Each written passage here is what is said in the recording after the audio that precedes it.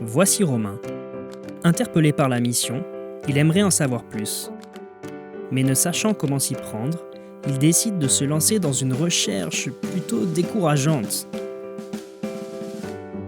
Puis il se souvient d'une conversation autour du stand de Sim France Belgique quelques mois auparavant. Il décide alors de se rendre sur www.simorg.fr. Au bureau, la machine est alors lancée. La communication a permis à Romain d'être guidé jusqu'ici.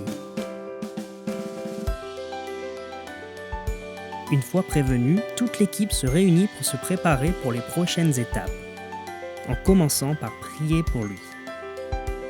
Pour l'étape numéro 1, Romain contacte le pôle recrutement-placement.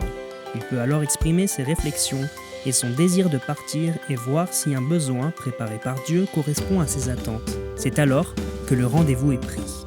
Étape numéro 2, Romain arrive au bureau de Sim France Belgique pour partager ses motivations et découvrir comment il peut mettre ses compétences au service de Dieu en mission. C'est l'occasion de rentrer en contact avec l'équipe. Étape numéro 3, pour mieux appréhender l'accompagnement de l'équipe pour son engagement missionnaire, il passe une première fois par la case administrative. Étape numéro 4, la présentation des différentes opportunités d'engagement. Ensemble, Romain et Sim France Belgique vont déterminer celui qui correspondra au mieux aux besoins locaux et à ses souhaits. Étape numéro 5, ça y est, Romain sait où il va partir. Place à la formation, d'abord théorique, puis un peu plus pratique. Étape numéro 6, Romain est sur le terrain, mais l'équipe est loin d'avoir terminé son travail. Démarre alors un long processus d'accompagnement qui se poursuit dans la prière.